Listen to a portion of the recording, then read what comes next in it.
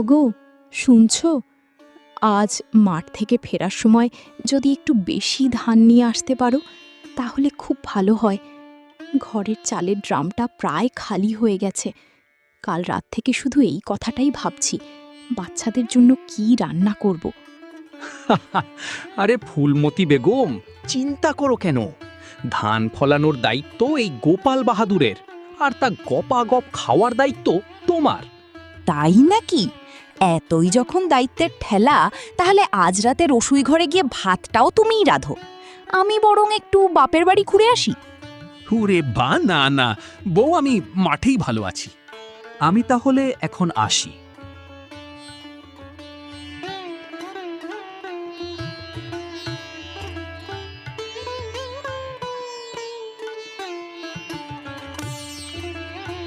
কড়া রোদ। গোপাল তার বলদ নিয়ে জমি চাষ করছে।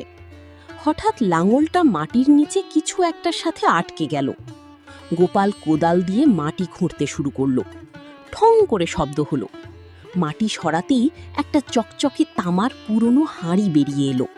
ওরে বাবারে, এ তো আলাদিনের চেরাগের চেয়েও খতরনাক জিনিস। আজ তো গুপ্তধনের হাঁড়ি, একেবারে খাঁটি সোনা।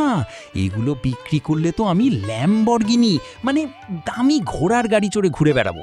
গ্রামের সবচেয়ে বড় লোক, স্মার্ট কৃষক হয়ে যাব। ধ্যাত, কি ভাবছি এসব? গোপাল, তুই চোর নোস। অন্যের জিনিসে লোভ করলে রাতে ঘুম হবে না। আর বউয়ের হাতের ঝাড়ুর বাড়ি তো ফ্রি।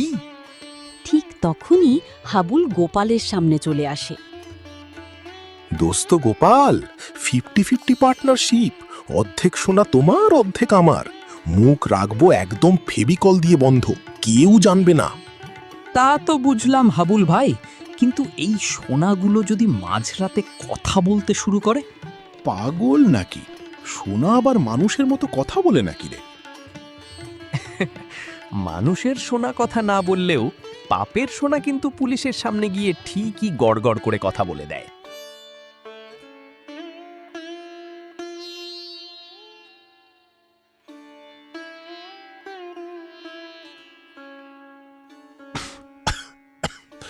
বাপরে বাপ, এত সোনা!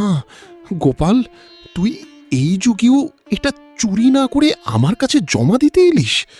তোর মাথায় কি ছিট আছে নাকি তুই খাঁটি মানুষ? মাথায় ছিট আছে কিনা জানি না মাতব্বর মশাই, তবে আমার বাবা বলতেন, পরের ধন পোদ্দারি, নিজের ঘরে জমিদারি। সাবাস! আজকাল এমন সৎ মানুষ দূরবীন দিয়ে খুঁজলেও পাওয়া মুশকিল। মুশকিল হতে পারে হুজুর, তবে গোপাল এখনো বেঁচে আছে। এমন সময় লাঠি ঠকঠক করতে করতে সেখানে হাজির হলেন গ্রামের প্রবীণ ধনী ব্যক্তি রমেশ দাদু। মাতব্বর সাহেব, আমার 50 বছর আগের হারানো হাঁড়ি। আমার বাবা মারা যাওয়ার আগে এটা মাটির নিচে লুকিয়ে রেখেছিলেন, কিন্তু জায়গাটা বলতে ভুলে যান। আরে রমেশ দা, প্রমাণ কি? হাঁড়ির তলায় উল্টো করে একটা লেখা আছে, ভালো করে দেখুন। আরে একদম 100-তে 100 মিল। গোপাল, তুই তো মিরাক্কেল করে দিলি রে।